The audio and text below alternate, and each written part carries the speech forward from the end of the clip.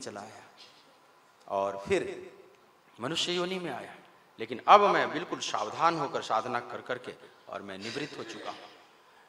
मेरी निवृत्ति हो चुकी है, मैं समस्त संस्कारों से मुक्त हो चुका हूँ और अब मैं सब सत्य को अनुभव कर चुका हूँ। राजन, तुम भी अपने इस अहंकार को छोड़ो और विनम्र भाव से तुम ज्ञान की खोज में लगो और महापुरुष की सेवा में लगो, तब धीरे धीरे तुझे सब बात स्पष्ट हो जाएगी। चरणों में साष्टांग प्रणाम करते हैं रघुगण और उनका संशय दूर हो जाता है और यहाँ से फिर जड़ भरत चल देते हैं और रघुगण भी चल देते हैं। कहाँ जाते हैं जड़ भरत, फिर उसका वर्णन भागवत में नहीं आता, लेकिन कहते हैं कि ये जो रघुगण है ना, ये वही मृगा था। भरत का स्पर्श पाकर यह पुण्य पाकर राजा बन गया है और उसका संग पाकर ये मृग योनि में चल गए। तो संगत से गुण होत है, संगत से गुण जात, बांस फांस अरुणि श्री एक भाव। फिर अनेक भवाटवी इत्यादि का वर्णन है, अनेक नरकों का वर्णन किया गया है। इस तरह से यहाँ पर आचार्य सुखदेव पंचम स्कंद की कथा पूरी करते हैं, छठे स्कंद में प्रवेश करते हैं एक भजन के साथ। बोलिए भक्त वत्सल भगवान की जय।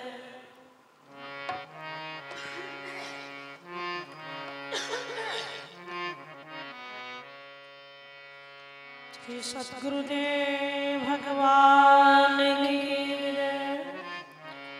किसी संत के माध्यम से हमारी आंखें खुलती है तो वो दिन सौभाग्य भरा है।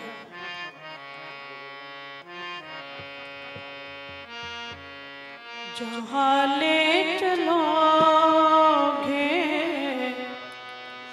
वहीं मैं चलूंगा, जहाँ ले चलोगे वहीं मैं चलूंगा, जहाँ नाथ रख लोगे, जहाँ नाथ रख लोगे वहीं मैं रहूंगा, जहाँ ले चलोगे वहीं मैं चलूंगा, जहाँ ले चलोगे वहीं मैं चलूंगा, जहाँ नाथ रख लोगे, जहाँ नाथ रख लोगे वहीं मैं रहूंगा, जहाँ ले चलोगे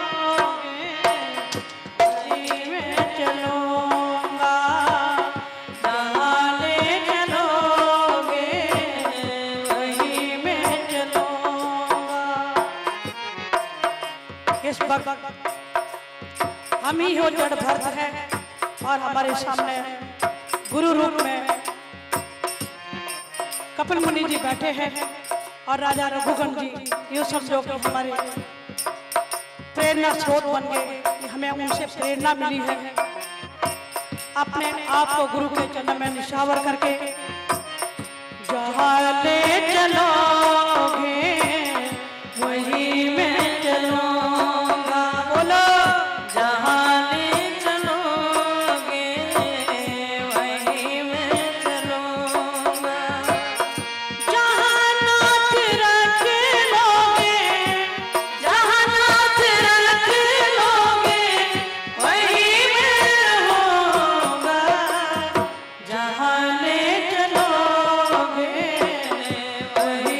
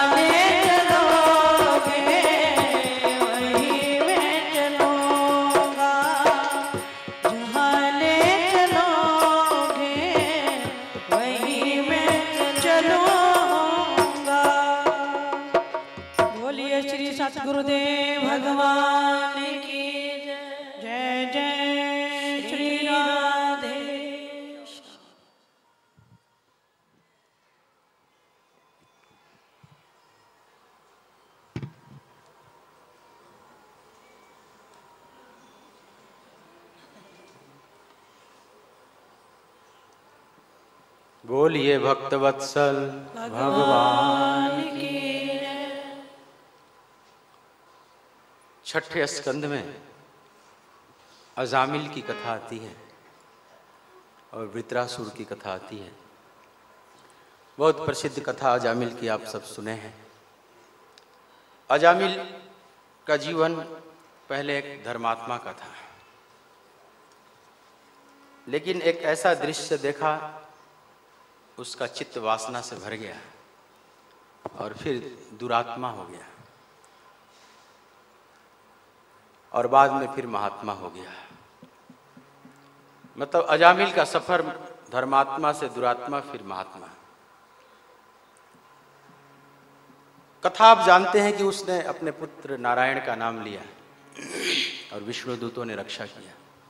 थोड़ी सी कथा के मर्म को समझने, कहानियां तो आपने बहुत सुनी, परंतु थोड़ी सी भ्रामक बातें अभी तक आप सुने होंगे अधिकांश, कि पुत्र को बुलाया और विष्णु के दूत आ गए। ऐसा नहीं है, वह भगवान को ही बुलाया था, नारायण को ही बुलाया था। भगवान ऊपर के नाम को नहीं देखते, नहीं तो महर्षि वाल्मीकि के साथ क्या किया जाए, वो तो मरा मरा जप रहे हैं, राम राम नहीं निकल, उल्टा नाम जपत जग जाना। भाव क्या है? कोई छोटा बच्चा है, तोतली बोलता है, राम राम नहीं बोल पाया, लाम लाम बोलेगा। अगर भगवान को पुकारता है तो भगवान प्रसन्न हो जाएंगे। भाव की बात है। बिना प्रेम रिझे नहीं तुलसी नंद किशोर, भाव बस से भगवान सुख निदान करुणाएं। तो उसने अपने भय से पुत्र को नहीं पुकारा है। इतनी सी बात अगर आप समझ लो तो अजामिल कथा का रहस्य समझ जाओ, क्योंकि इसे बहुत भ्रामक ढंग से प्रस्तुत किया जाता है। अब किसी का कुछ भी पुकार लो, नाम तो लगभग यहाँ भी रखे होंगे, जितने पूछो तो 80-90% कुल भगवान के ही नाम पर रखे गए होंगे सबका। इन बाहरी नामों से क्या लेना? हिंदू ही नहीं, दूसरे में भी, मुसलमानों में भी देखो तो कुल भगवान के ही नाम पर है, सिखों में देखो कुल भगवान का ही नाम है, रहीम करीम कुल वही है। इन बाहरी नाम से ईश्वरीय सत्ता इतनी अंधी नहीं है। टके सिर बाजी टके सिर खाजा, अंधेरी नगरी चौपटरा। वहां उसने भगवान को पुकारा था जब भय का सामना किया, जब हम दूतों को देखा, तो उसका जो पूर्व का पुण्य था, पहले धर्मात्मा था, इस बात को आप समझ लें, तो वो जो धर्म में पुण्य अर्जित किया था वह पुण्य प्रकट हो गया और उसने भगवान को पुकारा। मैली चादर ओढ़ के कैसे, मैली चादर ओढ़ के कैसे, द्वार तुम्हारे आओ, मैली चादर ओढ़ के कैसे, द्वार तुम्हारे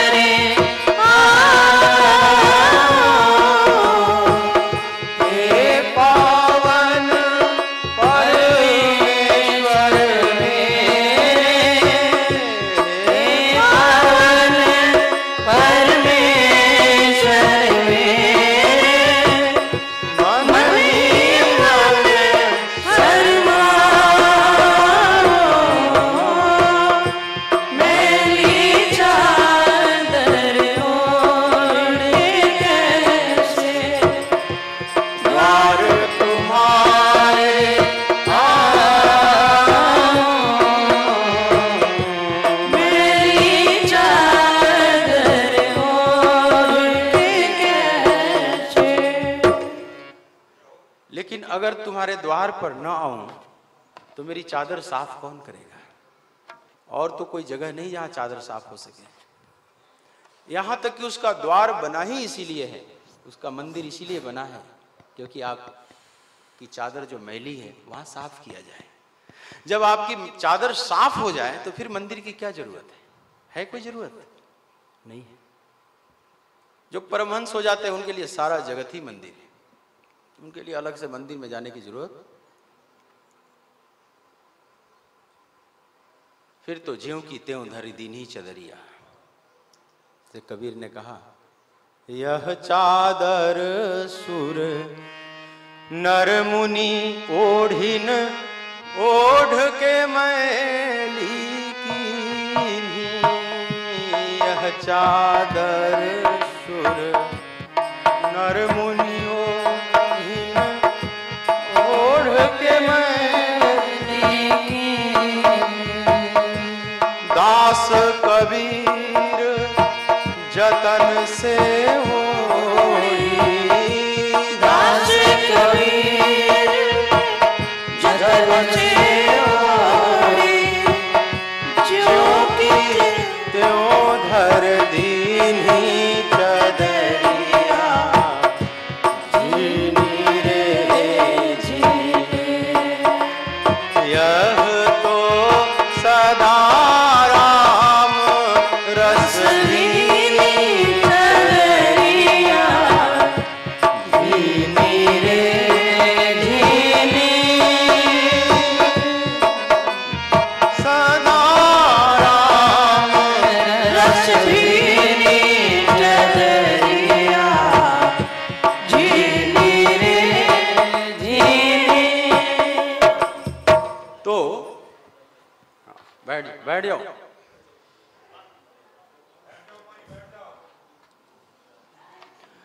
इतना हठ अगर भगवान को पाने के लिए हो जाता काश ऐसा हठ परमात्मा के लिए। तो यहाँ इस कथा में यह एक आश्वासन मिलता है हमें कि हम चाहे कितना भी गिर चुके हों उठने की संभावना है। प्रभु में अनंत करुणा है, वे अनंत प्रतीक्षा कर सकते हैं। और जीव चाहे कितना भी भटक गया हो भगवान प्रतीक्षा करते हैं, वे उबते नहीं। आओ कब लौटोगे, कब लौटोगे। तो यह अजामिल कथा का संदेश है और एक चेतावनी भी है कि हम कितने भी धर्मात्मा हो गिर सकते हैं, गिरने की संभावना है। चेत करो बाबा बिलाई मारे मटकी, कबीर ने कहा है। बाबा मैंने साधकों को ज्यादा चेत करते थे। माया रूपी बिल्ली आंखें घुमा रही है मटकी मार। माया के सामने जैसे बिल्ली के सामने चूहे की हैसियत है ना, ऐसी जीव की हैसियत है, कब चपेट मार लेगी। और ये सब महाराजा धीराज आ रहे हैं ना, तो बम्बार्डिंग हो रही है पहले तोप की सलामी हो रही है अभी से रात भर फुलाई है कुल माताएं बैठ बैठ कर। मैं तो आश्चर्यचकित हो गया, सब मुंह से ही फुला दी। कुल कन्याएं कुल आई हुई हैं कितनी। तो इसी अजामिल प्रसंग के आगे एक वृत्रासुर का भी प्रसंग है, संक्षेप में थोड़ा सा सुन लें। यह वृत्रासुर इंद्र एक बार अपनी सभा में बैठकर संगीत का आनंद ले रहे थे। उसी समय उनके गुरु बृहस्पति आ रहे थे। अब इंद्र देखा कि गुरु जी भी गड़बड़ समय पर आ रहे हैं, यहाँ महफिल जमा हुआ है, अप्सराएं नाच रही है, इसी समय गुरु जी आ रहे हैं, अब इनका स्वागत करो, महफिल बंद कराओ सब। तो उसने थोड़ा मुख फेर लिया कि मैं देख ही नहीं रहा हूं तो मैं स्वागत क्या करूं। बृहस्पति समझ गए द्वार से ही देखकर कि ये जानबूझकर मुख फेर लिया है, और वहीं से कुपित होकर चले गए। और अब इंद्र डरा, फिर अब क्या किया जाए, गुरु जी तो है नहीं, बिना गुरु के अब क्या किया जाए, कैसे रहा जाए।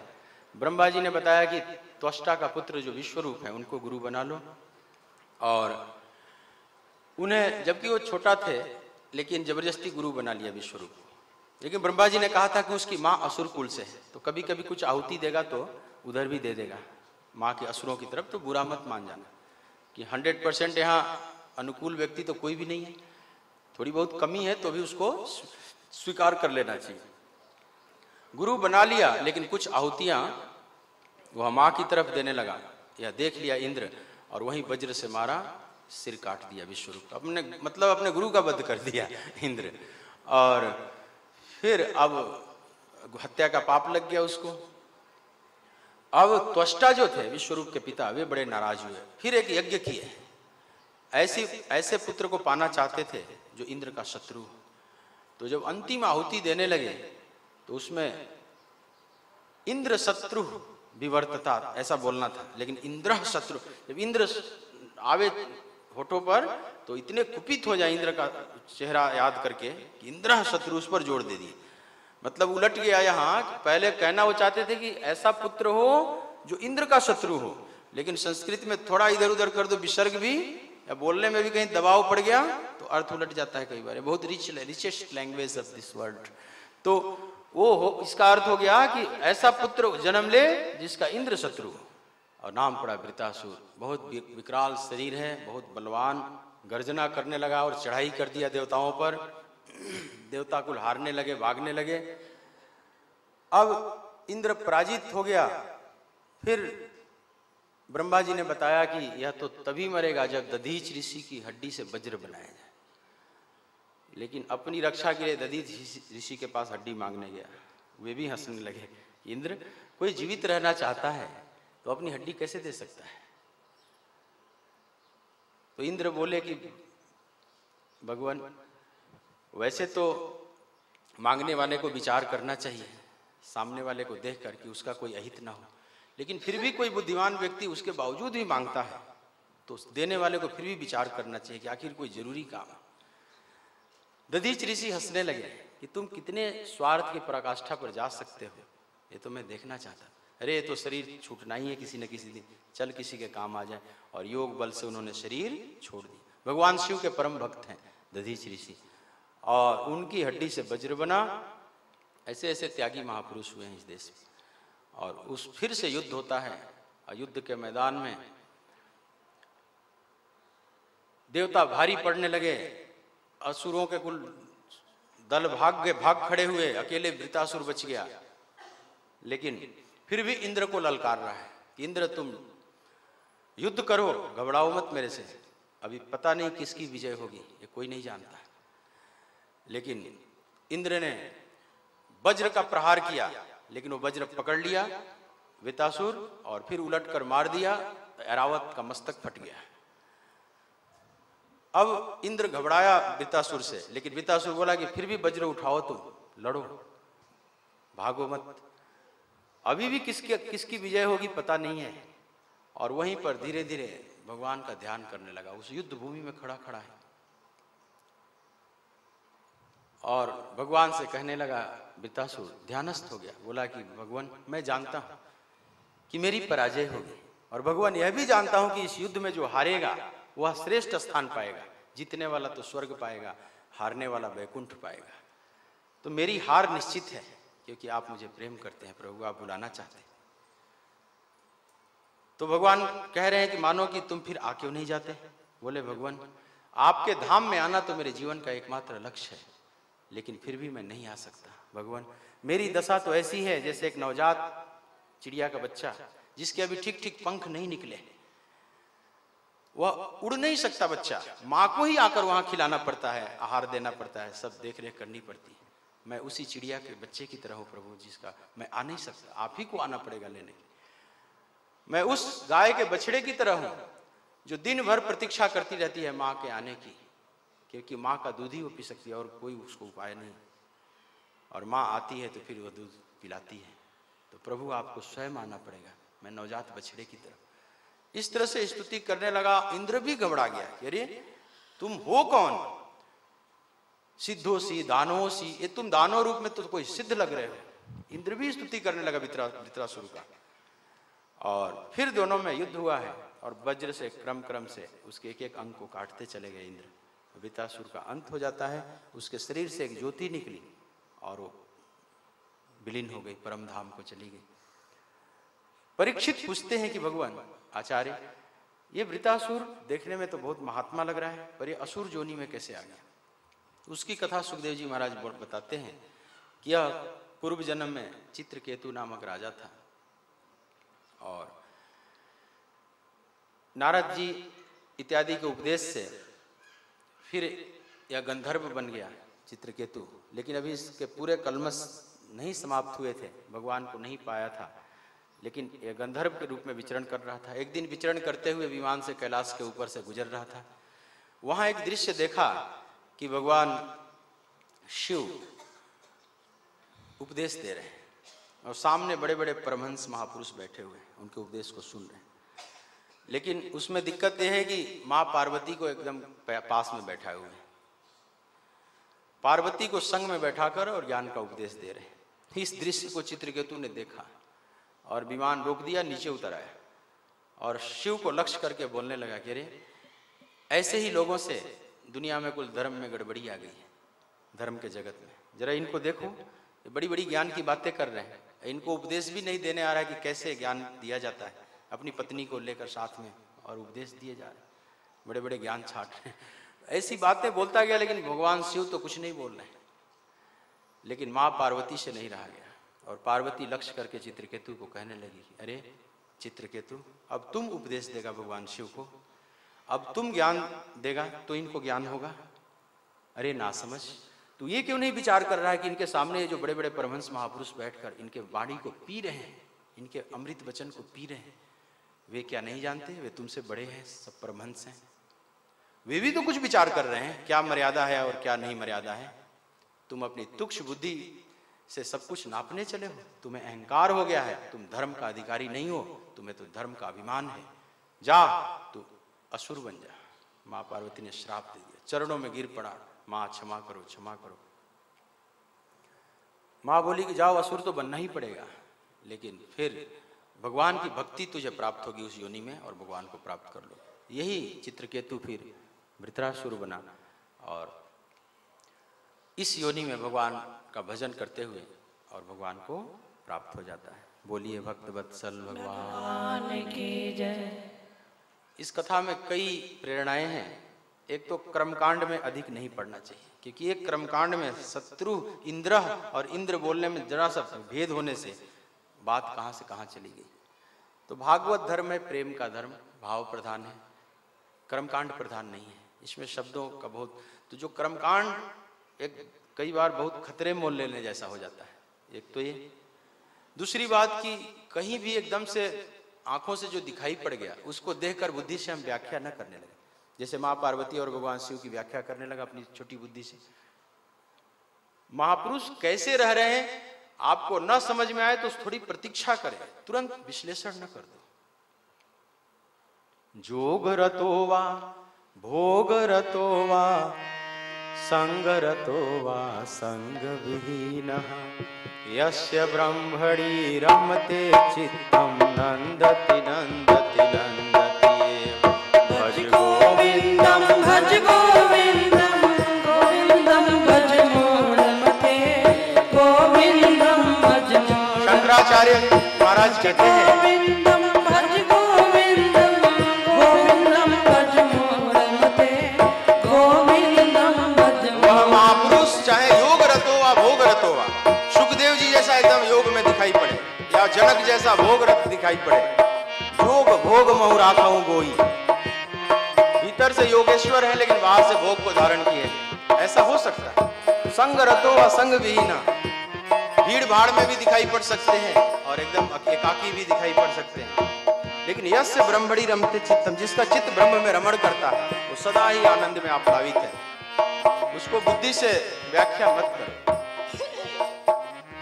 योग रतो वा भोग रतो वा संग रतो वा संग विहीनः यस्य ब्रह्मणि रमते चित्तं नंदति नंदति नंदति एव। भज गोविंदम भज गोविंदम गोविंदम भज मूढ़मते गोविंदम भज मूढ़मते। कैसे आऊं यमुना के तीर, कैसे आऊं यमुना के तीर,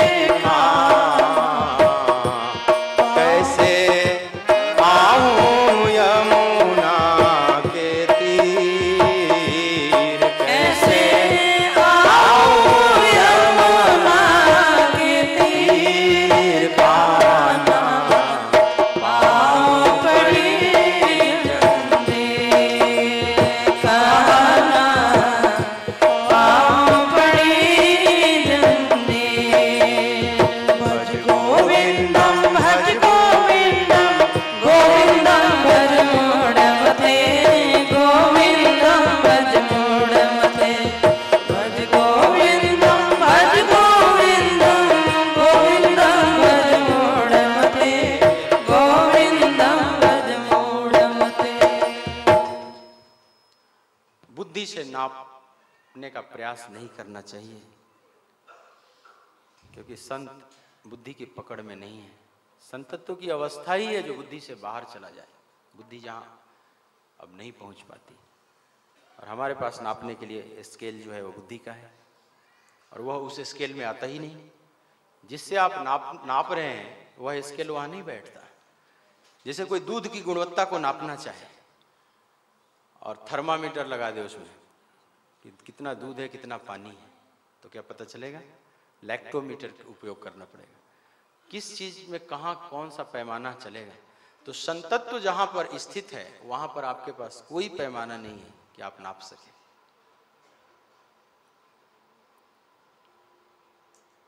चित्रकेतु ने जो भूल किया उसकी सजा मिली।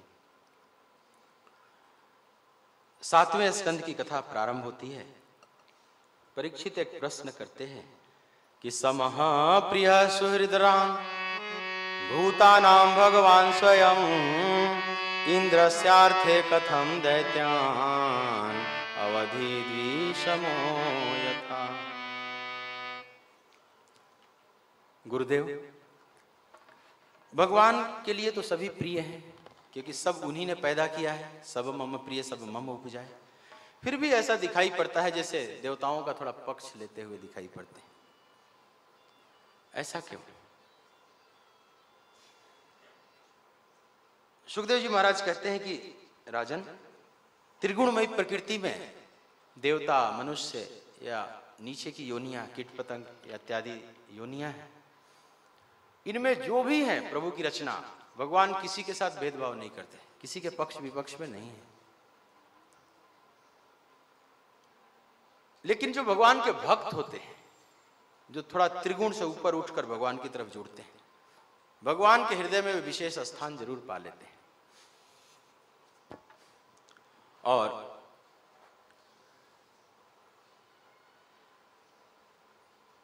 राजन, भगवान को कोई प्रेम से भजे चाहे द्वेष से भजे, भजने के भी कई तरीके हैं। कुछ ऐसे भी हुए हैं जो द्वेष से भजे हैं, वे भी पा गए। जब राजसूय यज्ञ हो रहा था, शिशुपाल का सिर काट दिया भगवान शिव कृष्ण ने सुदर्शन चक्र से, तो उसके शरीर से एक ज्योति निकली और समाहित हो गई भगवान में। तो युधिष्ठिर ने नारद जी से प्रश्न किया कि इसकी ज्योति कैसे समाहित हो गई, इसने कौन सा पुण्य किया था? तो नारद जी ने समाधान दिया कि ये द्वेष से भजा था। लेकिन इसके चित्त में तो भगवान ही थे। दो तरफ से चित्त में आपको छाया रहता है व्यक्ति, या तो किसी से प्रेम करते हैं वो, या तो किसी से द्वेष करते हैं वो, दोनों ही चित्त में छाया रहता है। तो द्वेष बुद्धि से भी अगर कोई भजता है भगवान को, तो कहीं ना कहीं भगवान ही तो चित्त में छाए हुए हैं। निश्चित ये कठिन मार्ग है, ये राजमार्ग नहीं है, ये पिछवाड़े से घुसने वाला मार्ग। जैसे महल में कई बार एक पीछे का भी द्वार बनाया रहता है, जिसमें कि बंगी में स्तर आकर सफाई करते, उस रास्ते से भी तो घर में प्रवेश कर ही जाता है व्यक्ति। लेकिन यह प्रवेश करना कोई बहुत बढ़िया नहीं है। मार्ग, राजमार्ग से प्रवेश कीजिए, मुख्य द्वार से प्रवेश कीजिए। लेकिन कुछ कुछ वैसे भी प्रवेश कर गए हैं। तो यह भगवान के पार्षद थे जय और विजय सनकादिकों के श्राप से हिरण्याक्ष हिरण्यकशिपु बने। यही बाद में रावण कुंभकर्ण बने और फिर शिशुपाल और दंतवक्त्र बने। भगवान ने अपने पार्षदों को पुनः बुला लिया, जिसमें राजन हिरण्याक्ष को तो वराह अवतार लेकर भगवान ने मारा। हिरण्यकशिपु बहुत अहंकारी था और अपने भाई के मृत्यु का बदला लेने के लिए वो विष्णु से द्रोह करने लगा। बहुत तपस्या किया, तपस्या करके बहुत से वरदान अर्जित कर लिया, बहुत शक्तियां अर्जित कर लिया, और फिर चारों तरफ घोषणा कर दिया कि कोई नारायण नहीं है, कोई विष्णु नहीं है, सब अब मेरी पूजा करो, मैं ही भगवान हूं। ईश्वरो हम अहम भोगी सिद्धो हम बलवान सुख। मैं ही ईश्वर हूं, मैं ही परम भोक्ता हूं, मैं ही सिद्ध हूं, मैं ही परम बलवान हूं। को अन्योस्ति सदृशो मया, भला मेरे जैसा और दूसरा और कौन है। अहंकार से भर गया, अहंकार का पिटारी हो गया। इसके 4 पुत्र हैं। छोटे पुत्र हैं प्रहलाद। प्रहलाद में भगवान की भक्ति का संस्कार है बचपन से। इस बात को हिरण्यकशिपु भी नहीं जानता। माँ का नाम है कयाधु और बालक थोड़ा बड़ा हुआ, गुरुकुल में भेजा पढ़ने के लिए। शुक्राचार्य के 2 पुत्र हैं, संड और अमर्क, ये गुरुकुल के आचार्य हैं। कुछ दिन जब प्रहलाद जी पढ़ लिए, बड़े कुशाग्र बुद्धि के थे, सारे पाठ याद कर लेते थे। हिरण्यकशिपु बुलाए पुत्र को देखने के लिए, बड़े प्रसन्न होकर गुरु ला रहे हैं कि सारे पाठ सुना देंगे, जो पूछेंगे वे बता देंगे और हम लोगों को और दक्षिणा भी मिलेगी अच्छी। पिता को आकर प्रणाम किया प्रहलाद ने और बड़ा प्रेम से प्रहलाद को गोद में बैठाया। हिरण्यकशिपु सिर पर हाथ फेरने लगा और पूछा कि पुत्र प्रहलाद, तुमने जो अभी तक अच्छी बात सीखी है वह बताओ, सुनाओ। प्रहलाद बोलने लगे कि पिताश्री, मैंने तो यही अभी तक सबसे अच्छी बात सीखी है जीवन में कि भगवान की भक्ति, नारायण की भक्ति ही जीवन का सर्वोच्च लक्ष्य है। जितनी जल्दी हो सके भगवान की तरफ मन को मोड़ें और अपने जीवन को धन्य करें। मैं तो आपसे भी कहूंगा कि आप भी भगवान में अपना मन लगाए, नारायण की भक्ति करें। इतना सुनते ही नाराज हो जाता कि इसको नारायण इत्यादि शब्द किसने बताया। गुरुओं की तरफ देखने लगे। गुरु कहने लगे, महाराज हमने ऐसी कोई चर्चा नहीं की है अभी तक, पता नहीं ये कहां से सीख गया। तो हिरण्यकशिपु बोला, कहीं नारद तो नहीं आ रहा है आश्रम में। गुरुओं ने कहा कि महाराज हमारे रहते तो नारद कभी नहीं आए। लेकिन हिरण्यकशिपु का संशय कहीं ना कहीं ठीक है, क्योंकि नारद ने ही गर्भ में उपदेश दिया था। और बोला कि ले जाओ इसको और आगे कभी ये सब शब्द न बोले, नारायण इत्यादि। गुरु सब लाए, घबराने लगे, पूछने लगे कि अरे प्रहलाद, आपको किसने सब बताया, ये सब बातें किसने सिखाई, हम लोगों ने तो नहीं सिखाई है। तो प्रहलाद बोले कि गुरुदेव, ये सब बातें सीखने से नहीं आती, ये तो स्वतः प्रकट हो जाती है भगवान की कृपा से। खैर गुरुओं को बात कुछ समझ में नहीं आ रही ठीक। फिर पाठशाला में पढ़ाने लगे। कुछ दिन और बीत गए। पुनः बुलाया हिरण्यकशिपु ने। प्रहलाद आते हैं, पहले मां के पास गए। मां कयाधु को प्रणाम किया और फिर मां से विदा लेकर पिता के पास आए। पिता ने गोद में बैठा लिया, सिर पर हाथ फेरने लगे पिता। अब हिरण्यकशिपु पूछते हैं कि बेटा प्रहलाद, बताओ कि तुमने जो अच्छी विद्या गुरुओं से सीखी है वह कुछ सुनाओ। अब ये नहीं पूछा कि तुमने जो अच्छी बात सीखी है, अब पूछा कि गुरुओं ने जो अच्छी बात सिखाई है वो सुनाओ। तो प्रहलाद जी कहते हैं कि पिताश्री, हमने तो यही सबसे अच्छी बात सीखी है कि श्रवणम कीर्तनम विष्णु, स्मरणम पाद सेवनम, अर्चनम वंदनम दास्यम, सख्यम आत्मनिवेदनम। 9 प्रकार से भक्ति की जा सकती है भगवान की। 9 प्रकार से अपने मन को जोड़ सकते हैं पिताश्री। अगर उसमें से एक का भी सहारा ले लें, श्रवण कीर्तन अर्चन वंदन पाद सेवनम सख्यम आत्मनिवेदनम, ये सब मन को जोड़ने का तरीका है भगवान से। इनमें से 9 अथवा उसमें से एक आध भी अंगों का सहारा ले लें और भक्ति करें तो जीवन धन्य हो जाएगा। और मैं तो चाहूंगा कि आप भी ऐसा ही कीजिए और अपने जीवन को धन्य कीजिए। इतना सुनते ही बहुत कुपित हो गया और सोचा कि अरे ये तो कोई शत्रु पैदा हो गया है, मेरे माध्यम से मेरा शत्रु पैदा हुआ है पुत्र बनकर, और गोद से फेंक देता है, पटक देता है बालक को और अपने दूतों को आदेश दिया कि इसको मार डालो यहीं पर। नंगी नंगी तलवार और शस्त्र लेकर सब दूत बढ़े आगे। प्रहलाद को मारना चाहते हैं लेकिन कोई भी शस्त्र काम नहीं कर रहा है। अब तो हिरण्यकशिपु डर गया, बोला कि ले जाओ इसको जेल में डाल दो, बंद कर दो, भूखा प्यासा कोई अन्न पानी कुछ मत दो।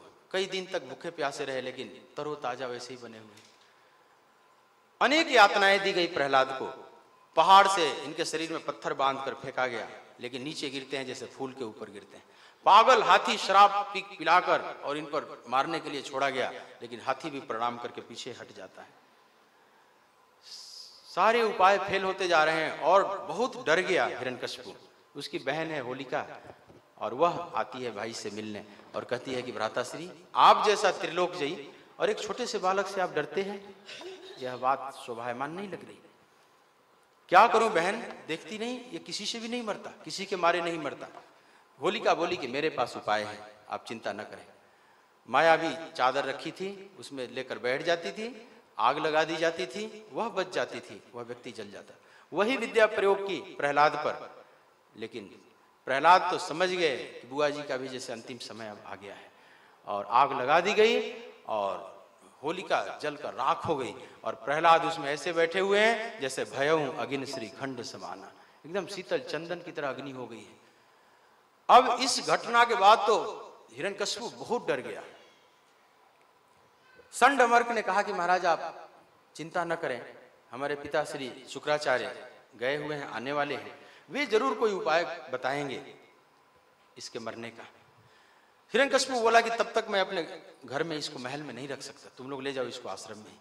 फिर से आश्रम में आ जाते हैं, गुरुकुल में आ जाते हैं। पुनः पढ़ाई शुरू हो जाती है। रविवार का दिन, छुट्टी का दिन है और गुरु किसी काम से दोनों गए हुए हैं बाहर।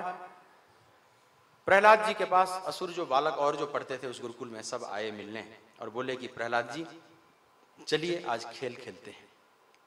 प्रहलाद जी ने कहा कि हाँ खेल तो खेलेंगे, लेकिन आज कुछ अलग प्रकार का खेल हम लोग खेलेंगे। अलग प्रकार का कौन सा खेल? बोले आज भगवान का संकीर्तन करेंगे। बालकों ने कहा कि नहीं नहीं ये नहीं कर सकते, आपके पिता हमें फिर छोड़ेंगे नहीं, जो आपके साथ व्यवहार कर रहे हैं फिर हमारे साथ करने लगेंगे। प्रहलाद जी बोले कि मित्रों अभी भी तुम लोगों को संशय है, मेरे पिता अनेक प्रकार से मारने का मुझे प्रयत्न किए, लेकिन मेरा क्या बिगड़ गया? तुम लोग अभी भी संशय करते हो। अब तो तुझे संशय नहीं होना चाहिए और नारायण की सत्ता है यह बात मान लेनी चाहिए। भोले भाले बालक बिल्कुल स्वीकार कर ली कि हाँ बात तो ठीक लग रही, कोई ना कोई ऐसी सत्ता है जो प्रहलाद की रक्षा कर रही है, जिसको नारायण कह रहे हैं, भगवान कह रहे हैं, ये कोई सत्ता है। भोले भाले बालक सहज विश्वास कर लेते हैं। लेकिन फिर बालक दूसरी बात रखते हैं कि प्रहलाद जी ये बताइए कि अभी भजन क्यों करें, अभी तो खेलने खाने का उम्र है, भजन तो बुढ़ापे में किया जाता है। प्रहलाद जी हंसने लगे कि अरे मित्रों यही तो माया की विडंबना है। जब बच्चा हो रहता है व्यक्ति तो उसको ऐसा भ्रम डाल दिया जाता है कि भजन तो बुढ़ापे में किया जाता है, और जब बुढ़ापा आ जाता है तो उस समय अब व्यक्ति रोने लगता है कि हाय अब भजन कैसे होगा, अब तो शरीर काम ही नहीं कर रहा है, न ठीक से बैठते बन रहा है, स्वास्थ्य भी ठीक नहीं रहता, अब भजन कैसे करूं। तो दोनों तरफ से धोखा में जीव मारा जाता है। बचपन में लगता है कि अभी नहीं और बुढ़ापे में होता नहीं। तो यह भ्रम छोड़ दो, यह किसने बताया? जब जागे तब हुआ सवेरा। जैसे ही भगवान की सत्ता समझ में आ गई, भगवान की में प्रेम बढ़ गया, उसी समय उन्हें प्राप्ति के लिए लग जाना चाहिए, उसमें बुढ़ापे की प्रतीक्षा नहीं करनी चाहिए। और बचपन में और बढ़िया भजन होता है, चित्त बाद में और विकृत और जटिल होता चला जाता है, इसलिए प्रतीक्षा मत करो। अब यह भी बात समझ में आ गई असुर बालकों को, लेकिन असुर बालकों ने एक और प्रश्न किया कि प्रहलाद जी ये बताइए कि हम लोग साथ साथ गुरुकुल में पढ़े हैं, गुरुओं ने जो विद्या आपको पढ़ाई वही हमें भी पढ़ाई, लेकिन ये सब ज्ञान आपको कहां से आ गया है, ये सब बातें कहां से आपको आ गई? प्रहलाद जी ने बोला कि मेरे गुरु ये संडमर्क थोड़ी है, मेरे गुरुदेव तो नारद जी हैं। तो उन्होंने जो ज्ञान दिया है मैं उस ज्ञान के आधार पर बोल रहा हूं। इसीलिए जब पूछा हिरण्यकशिपु ने ना कि गुरु ने जो अच्छी बात पढ़ाई है वो मेरे को बताओ, तो एक तरह से देखिए श्रवणम कीर्तनम ये सब जो बोले तो गुरु ने तो नहीं पढ़ाया है, तो क्या प्रहलाद झूठ बोल रहे हैं? प्रहलाद झूठ नहीं बोल रहे हैं, वे सत्य ही बोल रहे हैं, क्योंकि गुरु इन संडमर्क को नहीं मानते, वे गुरु मानते हैं प्रहलाद जी को, लेकिन इस रहस्य को और कोई जानता नहीं, या तो माँ कयाधु जानती है या तो प्रहलाद जानते हैं। तो झूठ नहीं बोल रहे हैं, बोल सत्य रहे, हिरण्यकशिपु समझ नहीं पा रहा। और अब बोले प्रहलाद जी की आओ आज एक नया खेल खेलते हैं संकीर्तन का। तो कोई मृदंग पकड़ लेता है, कोई झांझ मजीरा पकड़ लेता है और सुंदर कीर्तन वहां प्रारंभ हो जाता है गुरुकुल में ही। श्रीमन नारायण नारायण नारायण श्रीमन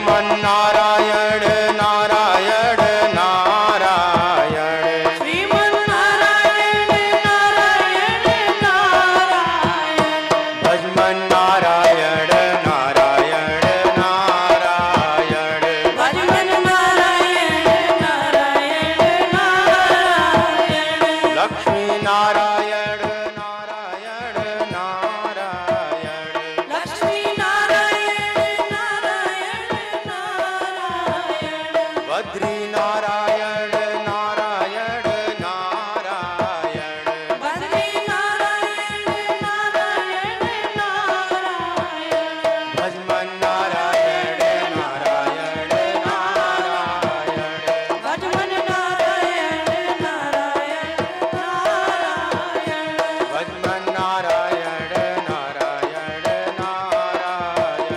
भजमन नारायण नारायण इस तरह से संकीर्तन से गूंज उठा पूरा गुरुकुल। इसी बीच गुरु भी आ गए। उन लोगों ने देखा कि ये क्या पागलपन, अब अभी तक तो एक प्रहलाद था, यहाँ सभी प्रहलाद हो गए और सब कीर्तन में मस्त हैं। और गुरुजी पर जब दृष्टि पड़ी असुर बालकों की, गुरुजी को भी पकड़ लिया, गोद में उठाकर नाचने लगे और गुरु भी मस्त होकर नाच। श्रीमन नारायण नारायण नारायण, श्रीमन नारायण नारायण नारायण, भजमन नारायण नारायण, भजमन नारायण नारायण नारायण, सत्य नारायण नारायण नारायण, सत्य नारायण नारायण नारायण, लक्ष्मी नारायण नारायण नारायण, लक्ष्मी नारायण नारायण नारायण, भजमन नारायण नारायण नारायण, भजमन नारायण नारायण नारायण, भजमन नारायण नारायण नारायण, भजमन नारायण नारायण नारायण। इस तरह से संकीर्तन की गूंज इतनी बढ़ी कि वह राजमहल तक पहुंच गई। दौड़ा हिरण्यकशिपु और देखा कि यहाँ तो सब गुरु और चेले सब पागल हैं संकीर्तन में। लेकिन कहते हैं कि हिरण्यकशिपु पास नहीं आया। अगर वह भी प्रहलाद को स्पर्श कर लेता तो उसमें भी संचार हो जाता और वह भी नाचने लगता। लेकिन भय से दूर ही खड़ा रहा और जोर से मुष्टि का प्रहार किया भूमि पर और बोला, बंद करो ये सब कीर्तन। सभी बालक खड़े हो गए भय से। हिरण्यकशिपु का वह भयानक रूप देखने लगे। लाल लाल आंखें हैं, तलवार निकाल लिया है मयान से और प्रहलाद की तरफ बढ़ रहा है। प्रहलाद बिल्कुल निडर और खड़े हैं सौम्य भाव से, जैसे कोई चेहरे पर भय का चिन्ह नहीं। बता, कहां है तुम्हारा नारायण? आज मैं अपने हाथों से तेरा वध करूंगा। मैं समझ चुका हूं तू मेरा कोई शत्रु है जो पुत्र के रूप में आए हो। लाओ अब अपने भगवान को।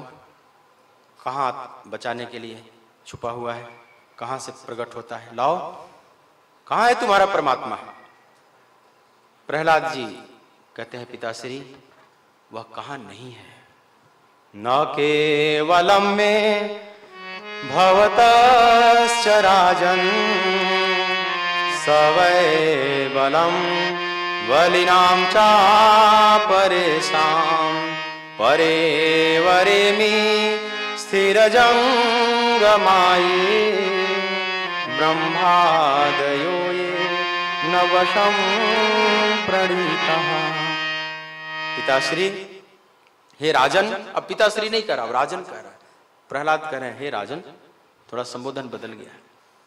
न केवलम में भवतश्च राजन, वह केवल मेरे में ही नहीं, वह आप में भी उतना ही है। घबराया, झुंझुलाया थोड़ा सा, मेरे में होता तो कब का निकाल कर उसको मार डाला होता है। तुम क्या व्यर्थ की बातें कर रहे हो?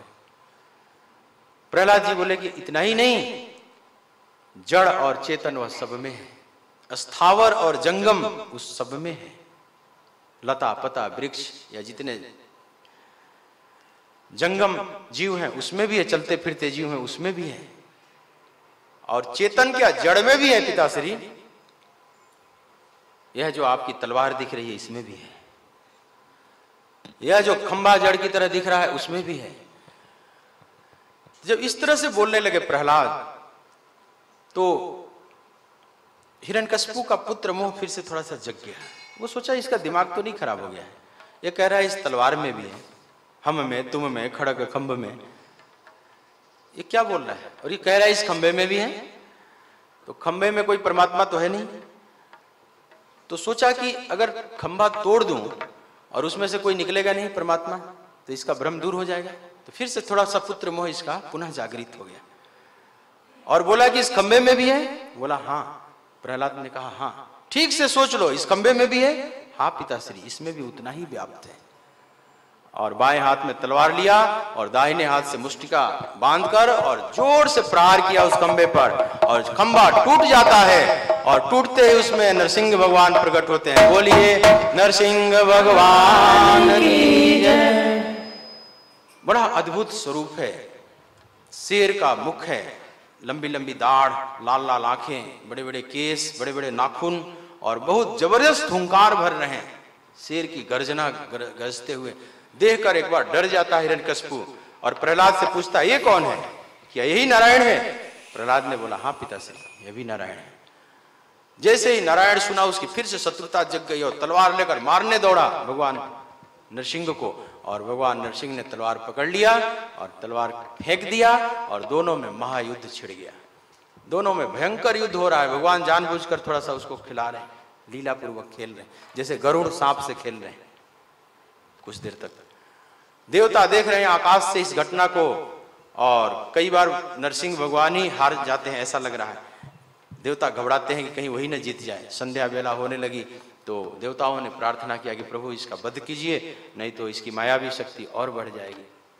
लेकिन देवताओं के कहने से नहीं मारे। वे तो भक्त के कष्ट को देखकर भक्त की रक्षा के लिए जरूर वध करेंगे, लेकिन किसी मनुष्य देवता की वजह से नहीं। फिर इसी बीच प्रहलाद पर दृष्टि पड़ी नरसिंह भगवान की, और जैसे ही प्रहलाद पर दृष्टि पड़ी और याद आ गई कि मेरे भक्त को इसने बहुत परेशान किया, और नरसिंह भगवान ने रोष उत्पन्न किया और तीव्र अट्टहास किया, और उनकी आंखों से इतनी, दांतों पर से इतनी रोशनी निकली कि उसकी आंखें बंद हो गई हिरण्यकशिपु की, और उसी में जाकर खेल खेल में पकड़ लिया। पकड़कर और उसके सिंहासन पर जाकर बैठ गए और अपने जंघे पर पटक दिए उसको, और बोले कि याद कर ले, अब अपने एक एक वरदान को याद कर ले। लेकिन सारे वरदान उसके फेल होते हुए दिखाई पड़े। पाया था ना कि न दिन में मरू न रात में, न धरती पर मरू न आकाश में। मनुष्य द्वारा ब्रह्मा की सृष्टि में बनाए हुए किसी भी जीव से न मरू, घर में मरू न बाहर मरू। वे सारे वरदान उसके फेल हो गए, और अब तो बहुत घबराया। फिर से प्रहलाद की तरफ भगवान ने देखा और पुनः रोष उनको जागृत हुआ, और अपने नाखून को धंसाकर उसकी छाती में और छाती को फाड़ दिया, और यहीं पर हिरण्यकशिपु का सदा के लिए अंत हो गया। बोलिए भक्त वत्सल भगवान की जय। लेकिन बहुत रोष में है अभी भी भगवान नरसिंह। अब देवता स्तुति करना चाह रहे हैं, लेकिन किसी के स्तुति करने पर भी भगवान नरसिंह प्रसन्न नहीं हो रहे। अंत में लक्ष्मी को भेजा देवताओं ने। लक्ष्मी भी ऐसा रूप कभी नहीं देखी थी, डरी डरी आई। तो जब आई पास तो ऐसा हुंकार किया भगवान नरसिंह ने कि लक्ष्मी भागकर सीधा वैकुंठ में सांस ली। दूसरी बोली कि पता नहीं हमारे पति नहीं लग रहे, ऐसा तो मैंने कभी रूप देखा ही नहीं। तो अब एक ही उपाय था, प्रहलाद को सामने कर दो। जैसे गाय बछड़ा दे देती है जंगल में, और उस समय शेर भी सामने आ जाएगा, तो गाय छोड़े, अगर बछड़े को बचाने के लिए लड़ जाएगी शेर से, उस समय कोई नहीं जा सकता। तो गाय को शांत करना है तो उसके बछड़े को सदा सामने रखो। तो अब प्रहलाद रूपी बछड़े को सामने किया गया। सब लोगों ने आग्रह किया, प्रहलाद जी सामने आते हैं, हाथ जोड़ लेते हैं और स्तुति करते हैं। प्रहलाद जी को देखकर भगवान नरसिंह बड़े प्रसन्न हो जाते हैं, गोद में बैठा लेते हैं, सिर पर हाथ फेरने लगते हैं, अश्रु गिरने लगते हैं, और प्रहलाद जी स्तुति करते हैं कि भगवान, बड़े बड़े ब्रह्मादिक देवता की स्तुति करने पर भी आप प्रसन्न नहीं हुए, तो मेरे में ऐसा कौन सा गुण है? मैं तो एक असुर कुल में जन्म लिया हुआ एक सामान्य बालक हूं, मेरे में ऐसा कौन सा गुण है? लेकिन भगवान, मैं यह बात समझ चुका हूं कि आप एक ही गुण पर रिझ जाते हैं कि जिसमें और कोई भी गुण ना हो, लेकिन केवल अनन्य भाव से आपकी भक्ति करता हो, आपको छोड़कर और किसी भी चीज का सहारा नहीं लेता हो, तो इसी एक गुण से आप रिझ जाते हैं। मैं हर स्थिति में आपका भजन करता रहा, आपको याद करता रहा, बस इसी एक गुण से रिझ गए हैं। प्रहलाद पर बड़े प्रसन्न हो जाते हैं भगवान नरसिंह और कहते हैं कि पुत्र तुम कुछ वर मांगो। तो प्रहलाद जी ने कहा कि भगवान ऐसा कुछ वरदान दीजिए कि मांगने की इच्छा ही समाप्त हो जाए। और एक चीज और मांगते हैं, बोलिए भक्तवत्सल भगवान की जय।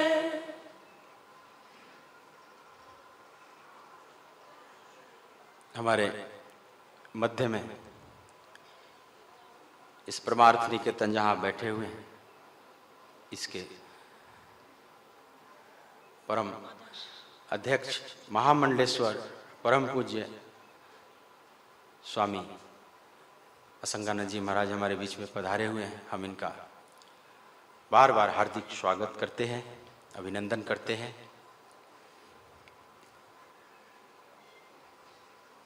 स्वामी जी लोगों की ही असीम कृपा है, एक इतनी सुंदर व्यवस्था आप लोगों ने दी है। आप लोगों की अध्यक्षता में, देख रेख में यह सुंदर आश्रम दुनिया में जाना जाता है। और हम चाहेंगे हमारे यजमान परिवार माल्यार्पण करें, स्वामी जी का स्वागत करें। पुरुष पारस होता है, माला है ये दो।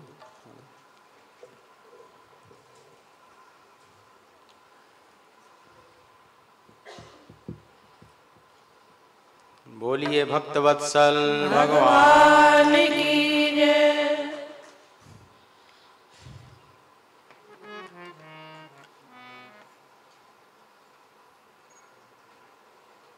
भगवान से प्रहलाद जी ने एक वर मांगा कि भगवान मैंने सुना है कि जो आपसे द्रोह करता है उसको तो आप क्षमा भी कर देते हैं, लेकिन जो आपके भक्तों से द्रोह करता है उसको आप क्षमा नहीं करते हैं। मेरे पिता ने दोनों से द्रोह पाला है, आपसे भी और मेरे से भी, तो मुझे बहुत भय लग रहा है कि मेरे पिता की कहीं दुर्गति ना हो। देखिए प्रहलाद का संतत्व, उनको पूरी करुणा है अपने पिता के प्रति। पिता से अजात शत्रु कहा जाता है ना संत को, अजात शत्रु शांता साधव साधु भूषण। अजात शत्रु का मतलब होता है जिसके हृदय में कभी शत्रुता जन्म ही नहीं लेते। उसको कोई शत्रु मान सकता है, लेकिन उसके हृदय में किसी के प्रति कभी शत्रुता नहीं जन्म। तो प्रहलाद से बहुत द्वेष किया, बहुत प्रताड़ना दिया है हिरण्यकशिपु ने, लेकिन प्रहलाद के हृदय में अपने पिता के प्रति कभी शत्रुता का भाव नहीं जन्म लिया। यही महानता है। तो अपने पिता के उद्धार की कामना कर रहे हैं, भगवान नरसिंह से मांग रहे हैं। हंसने लगे भगवान, बोले अरे प्रहलाद तुम इसकी चिंता ही न करो, ये वरदान मांगने की अलग से जरूरत नहीं है। तुम्हारे जैसा भक्त जिस कुल में पैदा हो जाता है उसकी 21 पीढ़ियों का उद्धार हो जाता है। कहते हैं 10 पीछे की, 10 आगे की और एक वर्तमान की। अभी इतने दूर तक मतलब संस्कारों का धक्का लगता है।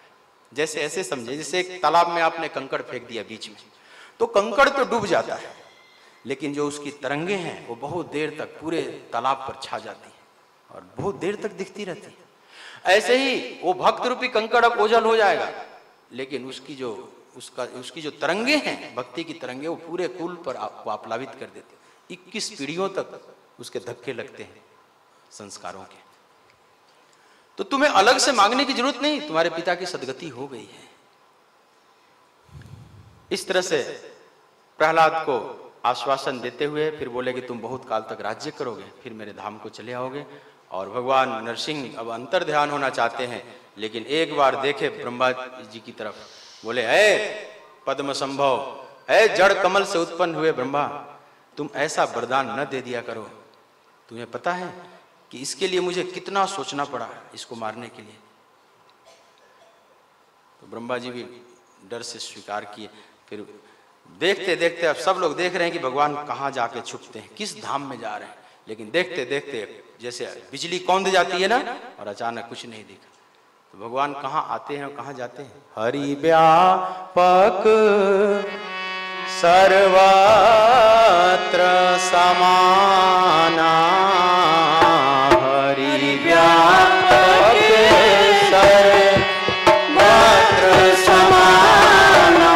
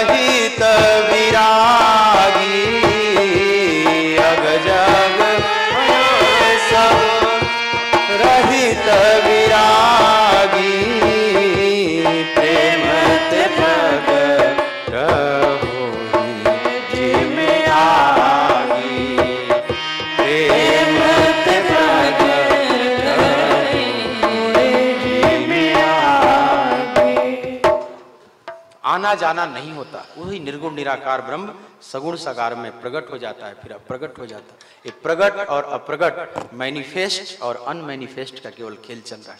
कहाँ जाता है कहाँ आता है, ये अज्ञान की दृष्टि, मतलब अंतर ध्यान हो जाते हैं वहीं पर।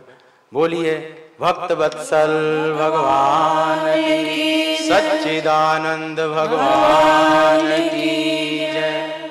इस तरह से सप्तम स्कंद की कथा पूरी होती है। अष्टम स्कंद में हम प्रवेश करें, इससे पूर्व आइए एक भजन का श्रवण करते हैं।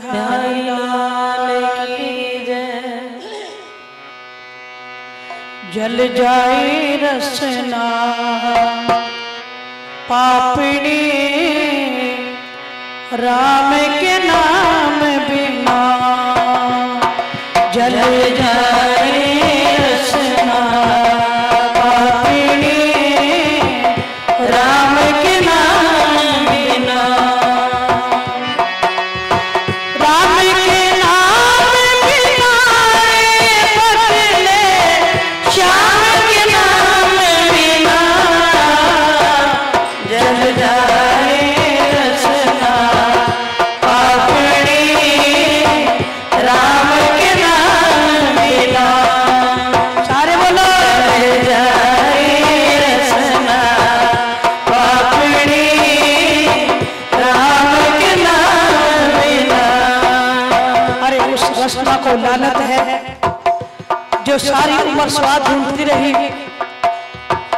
निंदा चुगली करती रही, अपशब्द कहती रही और भगवान का नाम ना ले सकी। ऐसी रसना को लानत है। ये अपने आप का निरीक्षण कीजिए। जल जाए